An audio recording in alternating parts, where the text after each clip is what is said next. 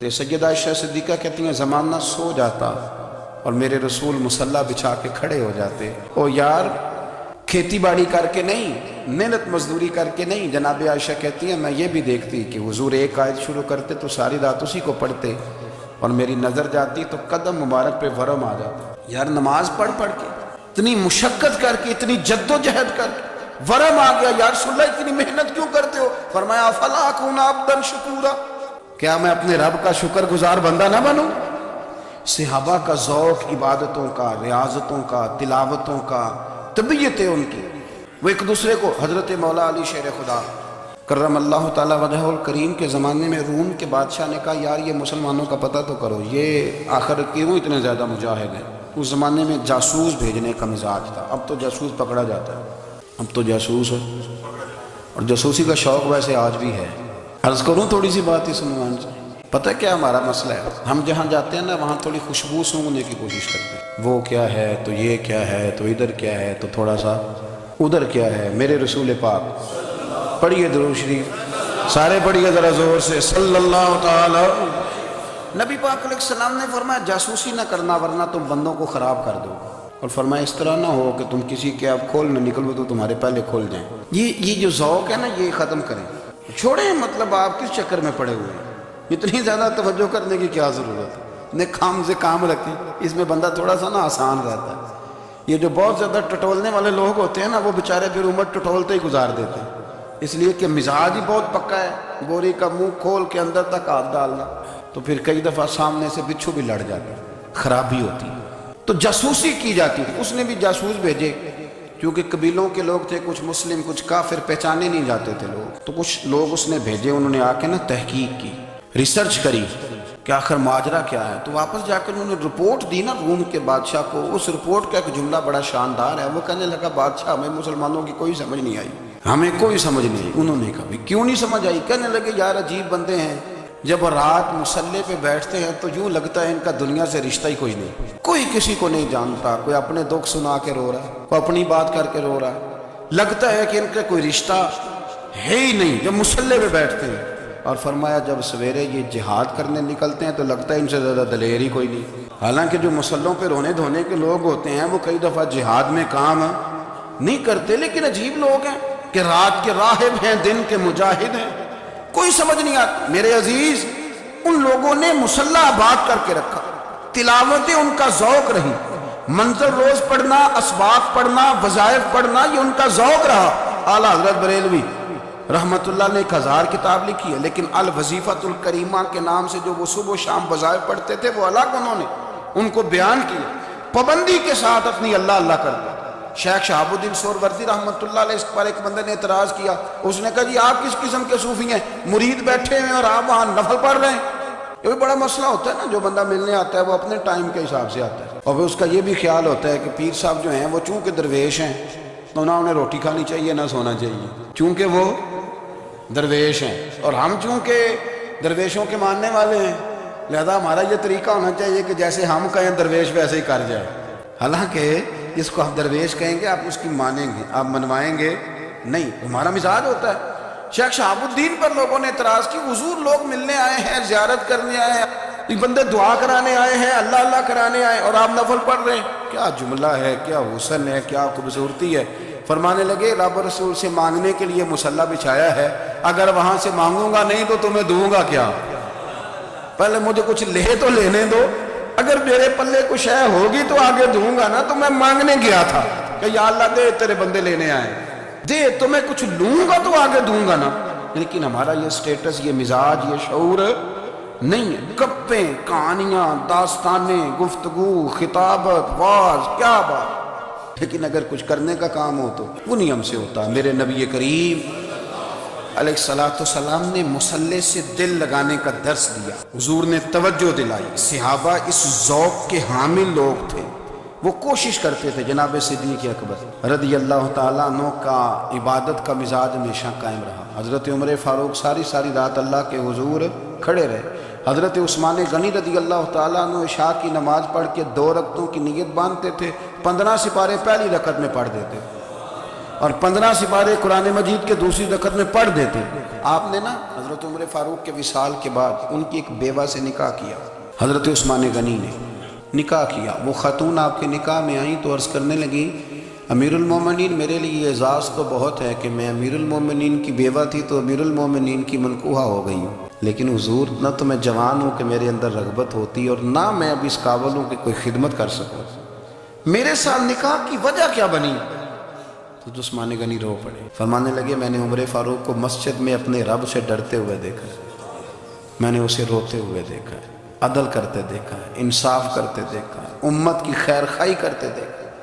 تمہارے ساتھ نکاح اس لیے کیا ہے کہ تم مجھے یہ بتاؤ کہ عمر فاروق گھر کے اندر اپنے رب کو کیسے راضی کرتے تھے، گھر کے اندر کیسے راضی کرتے تھے، وہ طریقے بتلاؤ، تم بتاتی جانا اور میں بھی اسی طرح گھر میں عبادت کروں۔ میرے رسول کریم علیہ السلام نے ارشاد فرمایا، حضور فرمانے لگے جس گھر میں اللہ کا ذکر ہوتا ہے وہ گھر زندوں کا ہے، اور جس گھر میں رب کریم کا ذکر نہیں ہوتا وہ گھر زندوں کا نہیں ہے۔ گھر نہ ہم نہ کتابوں میں پڑھتے ہیں کہ ایک بزرگ کہتے ہیں، حضرت فضیل بن عیاض کہتے ہیں کہ میں ایک گلی سے گزر رہا تھا تو گھر کے اندر کسی قاری صاحب نے قرآن کی آیت پڑھ دی، وَلِمَنْ خَافَ مَقَامَ رَبِّهِ جَنَّتَانِ، میں تے میرے کانوں سے ٹکرائی تو اللہ نے میری کایا ہی پلٹ دی، میں توبہ کر گیا۔ اب گھر کے اندر سے آواز آئے تو صحیح نہ تلاوت کی، پر اندر سے آواز آتی نہیں، یا ڈیک بجنے کی آواز آتی ہے، یا ٹی وی چلنے کی آواز آتی ہے، یا دھوم مچانے کی آواز آتی ہے۔ عبادت کا وہ جو خاص شوق تھا، وہ جو حسن تھا، وہ جو توانائی تھی،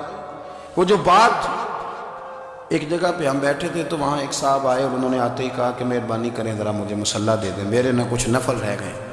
تو میں نے وضو کر لیا تو کوئی مصلی مل جائے، مصلی انہیں دے دیا گیا، وہ مصلی لے کے چلے گئے۔ تو پیچھے ایک صاحب نے تبصرہ کیا، کہنے نے کتنا ریاکار بندہ ہے، لوگوں کو دکھا رہا ہے کہ میں نفل پڑھتا ہوں، ہے کو بات کرنے والی۔ میں نے اسے کہا، میں نے کہا تو مہربانی کرنا، اس طرح کی ریاکاری تو بھی کر، پکڑ مصلی اور جا تو بھی تھوڑی ریاکاری کر کے آ، اٹھ ذرا شکر کر، کوئی یہ ریاکار بھی ملا ہے، کوئی نفل پڑھ کے ریاکاری کر رہا ہے۔ اللہ کا میں کہتا ہوں کو پڑھے تو صحیح نہیں یار، یہ کوئی دور ہے نفل پڑھنے کا، اس میں تو لوگوں کا مزاج ہی نہیں، طبیعت ہی نہیں۔ میں نے کہا چل مہربانی کر، یہ لے مصلی اور تو بھی جا تھوڑی سی، یا کر یا ریاکاری کرو تو صحیح نا، مزاج ہی نہیں، ذوق۔ جمعے کی نماز پڑھ کے یوں دنیا بھاگتی ہے، او ہو پتہ نہیں کون سی پیچھے آگ تھی جو بجھائی جائے گی۔ اور آج تک لوگ مسئلہ پوچھ رہے ہیں کہ جمعے کی بعد والی سنتیں کتنی ہوتی ہیں۔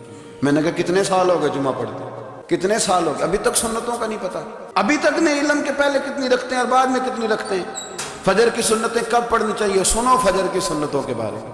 میرے رسول کریم سید عالم صلی اللہ تعالیٰ علیہ وسلم سے ایک صحابی نے پوچھا تھا، حضور میری فجر کی سنتیں رہ گئیں یا رہ جاتی ہیں تو حکم کیا ہے؟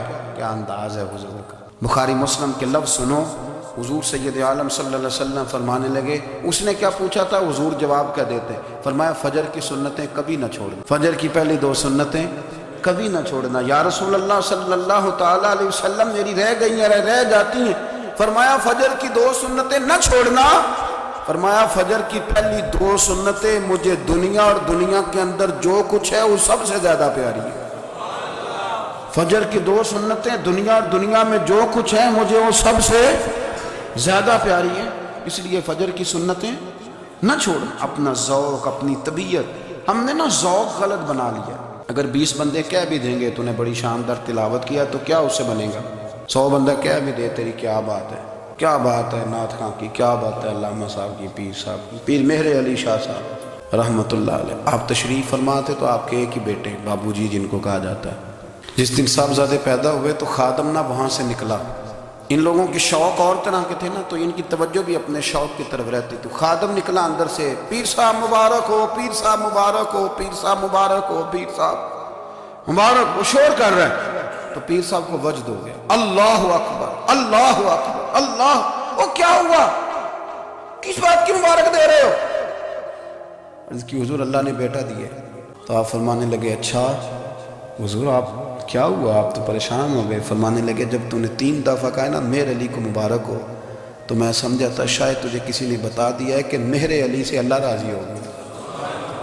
میں سمجھا تھا کہ شاید تو یہ خبر لے کے آیا ہے کہ کسی نے بتایا ہے کہ مجھے آج خبر ملی ہے کہ مہر علی سے رب اچھا پتر ہوا ہے، الحمدللہ اللہ کا شکر ہے۔ پر میرے لیے مبارک کا دن وہ ہوگا جب میرا رب کہے گا کہ میں مہر علی سے راضی ہوں، میرے محبوب کہیں گے کہ میں مہر علی سے۔ آپ بات کو سمجھیں، शौक ही किसी और तरफ था, दिल ही कहीं और लगा हुआ था, तबीयत ही कहीं और मायल थी। कोई वजीफा पूछते थे तो पढ़ते थे वो लोग, कुछ अल्लाह अल्लाह उन्हें बताई जाती थी तो करने का ज़ौक रखते थे, तबीयत थी, कायल थे। हजरत रबी कहते हैं मैं बड़ी दूर से सफ़र करके गया हजरत अवैस करनी से मिलने, बड़ी दूर से, और जब मैं पहुंचा तो फजर का वक़्त था। तो हजरत अवैस करनी को मैंने पा लिया। तो वो नमाज़ पढ़ के ना कुरान शरीफ लेके बैठ गए। फरमाते हैं इशराक चाश्त का वक़्त हुआ तो नफलों की नीयत बांध ली। मुहद्दिस इब्नुल जौज़ी ने लिखा है, फरमाते हैं फिर जब ज़वाल का वक़्त हुआ तो मस्जिद में झाड़ू देने लग गए। ज़ोर की नमाज़ पढ़ के तो असर की तैयारी तक वो मस्जिद में बैठे रहे। और मेरे नबी पाक अलैहिस्सलाम ने फरमाया जो नमाज के इंतज़ार में बैठा हो वो नमाज ही में है, वो नमाज ही में है। फरमाया मेरी दुनिया, मेरी उम्मत की जो रहबानियत है ना वो इतनी है कि नमाज का इंतज़ार करे। आज़ान के बाद नमाज का ये राहब है, ये इस वक्त छोड़ के बैठे हैं सारा कुछ। फरमाते हैं असर तक उन्होंने अल्लाह अल्लाह की, फिर मगरिब तक की, शाह की नमाज हुई तो नमाज पढ़ी तो वो थक गए। अब मुझे वो फारिग हो, मुसल्ला छोड़े तो मैं मुलाकात करूँ ना। ये आप हैरान ना हो कि इतनी देर बंदा कैसे अल्लाह अल्लाह कर, हमने की नहीं ना इसलिए हम परेशान हैं। जो आदी होते हैं वो कर भी लेते हैं, वो ये काम, मेरी बात की समझ आ रही है? जब जाते हो किसी दफ्तर में तो 8 घंटे खड़े रह लेते हो ना, मजबूरी होती है तो खड़े रहा जा सकता है। पासपोर्ट के दफ्तर बोलिए, इमिग्रेशन की लाइनों में, और मैंने तो एम्बेसियों में बंदे 12-12 घंटे पहले जाके खड़े देखे, रह लेते हैं खड़े। तो अगर इन कामों के लिए रहा जाता है तो अल्लाह रसूल के लिए भी खड़े रहा जा सकता है। तो फरमाने लगे कि जब इशा की नमाज के बाद आखिर इंसान थे, थक गए, नींद का गलबा हुआ तो थोड़ी ऐसे आंख बंद हुई तो खुली तो रोने लगे। हज़रत वैसे कर लिया, रो के कहने लगे मालिक मुझे गाफिल तो ना कर, अभी मैंने किया भी कुछ नहीं, दिन ख़त्म हो गया, कोई नफल नहीं, कोई अल्लाह अल्लाह नहीं, अल्लाह मुझे गाफिल ना कर, मेरी मदद फरमा। फरमाते हैं जब वो रोए तो मेरे साथ जो शख्स था, मैंने कहा उठो चलें। कहने लगा हुजूर मिलना नहीं। फरमाया जो मैं लेने आया था वो मुझे मिल गया, जो मैं इनसे सीखने आया था वो मुझे नसीब हो गया, अब और मैंने क्या लेना, ख़त्म हो गई बात, उठो चलें। अल्लाह के बंदों ने हज़रत रबिया बिन काब असलमी रदी अल्लाह तआला अन्हु फरमाते हैं, कहते हैं जब बनु कुरैज़ा और बनु नुज़ैर यहूदियों के साथ हुज़ूर अलैहिस्सलाम ने जंग का ऐलान फरमाया तो वो दुश्मन हो गए। हमें ख़तरा था कि वो रात को कहीं महबूब को तकलीफ़ ना दें, तो कुछ लोग ना तलवारें लेके नबी पाक के दरवाजे पे पहरेदारी करते थे। गन मैन रखना हराम नहीं, अगर किसी को वाकई ख़तरा हो तो उसके लिए सुन्नत भी है। हज़रत अलीउल मुर्तज़ा तलवार लेके हुजूर के घर का पहरा देते थे। हज़रत रबिया बिन काब असलमी रदी अल्लाह तआला अन्हु फरमाते हैं कि रात मेरी ड्यूटी थी कि मैं हुजूर के घर का पहरा दूंगा। तो फरमाते हैं मैं बाहर सुन रहा था, सारी रात ही मेरे नबी पाक ने अल्लाह की तस्बीह पढ़ी, सारी रात, कभी तस्बीह, कभी तहलील, कभी तहमीद, कभी तकबीर, सारी रात। फरमाते हैं सारी रात हुजूर पढ़ते रहे और सारी रात ही मैं सुनता रहा। मुझे ऊँघ आ गई, मेरी आँख लग गई, हुजूर अभी पढ़ रहे, मैं थक के सो गया। और फरमाते हैं जब मेरी आँख दोबारा से खुली तो मेरे कानों में फिर कोई चीज़ गूंजी, तो मैंने कान लगाया तो मेरे हबीब अभी भी अल्लाह को याद कर रहे। सारी सारी रात हुजूर रब की इबादत करते। इसीलिए तो कहा या अय्युहल मुज़म्मिलु कुमिल लैला इल्ला कलीला, हबीब सारी रात तो ना जागा, थोड़ा आराम भी कर लिया। मेरे भाई अपना मुसल्ला, अपनी इबादत, अपने वज़ाइफ, अल्लाह अल्लाह जो आपने किसी से सीखी है उसको कभी कमज़ोर ना होने दें। शजरा शरीफ जो किसी बुज़ुर्ग से आप ले लेते हैं तो क्या रस्म है कोई, उस पर कुछ लिखा होता है, वो पढ़ने के लिए दिया जाता है, उस पर लिखा होता है कि ये अल्लाह अल्लाह आपने करनी है। सारी ज़िंदगी किसी स्कूल में दाखिल हो गए और वहाँ जाके आप निसाब ही ना पढ़ें, किताब ही ना खोलें तो पास हो जाएंगे? वो कहते हैं मैं 20 साल जाता रहा मिला कुछ नहीं। तो आपने लिया क्या है? एक इतनी सी किताब थी, उसको तो खोल के आप देख नहीं सके, उसके वज़ाइफ तक तो रसाई ना हुई, इसलिए कि अल्लाह अल्लाह करना मुश्किल है और तस्वीर खिंचाना ये आसान काम है। तो जो आसान है उस तरफ हमारी तवज्जो लगी रहती है और जो मुश्किल है उस तरफ हम ज़ौक़ पैदा नहीं करते। या अय्युहन्नासु उअ्बुदू रब्बकुमुल्लज़ी खलक़कुम वल्लज़ीना मिन क़ब्लिकुम लअल्लकुम तत्तक़ून, ऐ लोगों उस रब की इबादत करो जिसने तुम्हें पैदा किया और तुमसे पहलों को पैदा किया, इसलिए इबादत करो कि तुम परहेज़गार हो जाओगे। मालिक समझने की तौफ़ीक़ अता फ़रमाए।